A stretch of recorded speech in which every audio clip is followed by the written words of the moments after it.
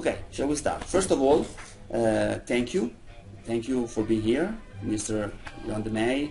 Thank you for your kindness to respond to this invitation. And also, I'm very glad to have here also Lorenzo della Fonte and Sandro Satanassi, which are also very important personality in band music.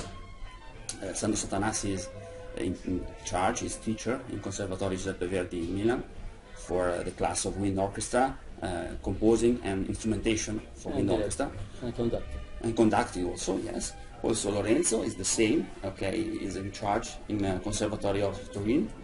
Giuseppe Verdi also, in Turin, yeah. Also for the wind class, wind music and instrumentation, composition and conducting. Of course, Johan De Meij without presentation. I would like to start to say again, thank you. And the first question is, where Johan De Meij, the great maestro, came from? How you start to do this career in composing, being musicians also, of course, and then conductor? Well, this May 1st, coming up, it will be my 40th anniversary as a professional musician. My gosh. 40 years, yes. Time flies. On May 1st, 1977, I started to play with the Amsterdam Police Band. That was my first official job as a professional player. Yeah.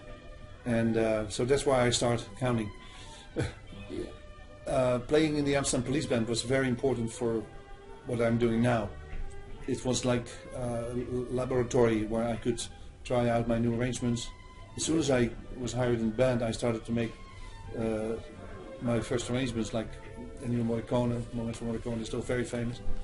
Oh my One God, of the yes. most played arrangements of all times, I think, by now in Europe. So. And still, people still play it. So that's more than 40 years old now. No, that's not true. I wrote it in '82. But playing in a wind orchestra every day was great. It was very inspiring. I played euphonium there. I was hired as a euphonium player, but I also played trombone. I had a lot of free time. So in those years I was able to get my diploma at the Conservatorium in Den Haag, The Hague, for conducting and trombone. So I started to be a professional player without any diploma. Yeah. I just won the audition and that was good enough. Great, great. Before that, very crucial was playing in a military band during my military service. Mm-hmm. That was from 75 to 76. No, 76 to 77. Oh my God, I was born in '76. Oh.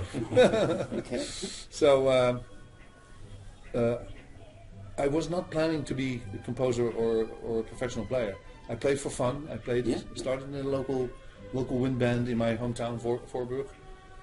I also played in the youth symphony orchestra, and I played in a brass quartet, but just for fun, just as an amateur player. And I was training to be a teacher, a primary school teacher for small children. That was my first study, and I finished it. I have my diploma and all. But so I got my bachelor's in 1975, but then I had to go into the army. In those days it was still obligatory, still drafted.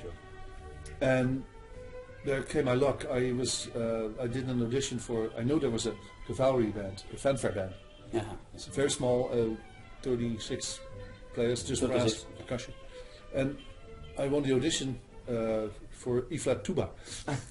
Oh. They didn't have trombones or euphoniums. So I said, oh yeah, I play E-flat tuba, you know.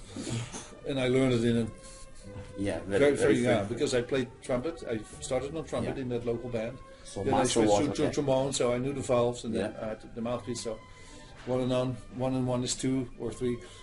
And I said, oh yeah, I'll play E-flat tuba, no problem.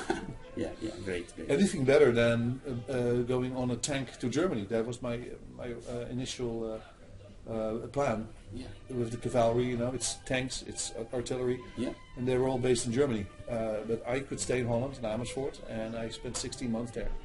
And it was one big party. Oh, if you see the photos, it's my God, yeah, just having fun.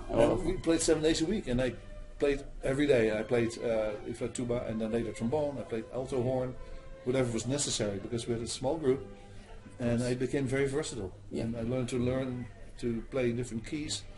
And in that period, I realized, wait a minute, this is so much more fun. I love music, and I actually never wanted to be a teacher, but I started that education just to use it as a springboard to something else. Maybe I didn't know what I was going to do, and I told my parents, well, I'll just go study for a teacher and we'll see where that ends, you know. It was never my ambition to be a school teacher for the rest of my life. So that's in short how it all started. And I see a certain order. I started as a player. Because I was a player, I became very motivated to start writing. Because I was surrounded with music all day, and I discovered that I had a certain talent for instrumentation and form and composing. So arrangements first, composing came later, and then conducting came after that. I became a because you started to conduct your music, of course. Yeah, you wanted to try the arrangement, so that's why I started conducting. So musician, composer, like a natural process. In that order, yeah. No, it's great. And nowadays I don't play anymore, or not professionally anymore. Every now and then I just pick up my horn, or I play. The new thing is I play a duet now.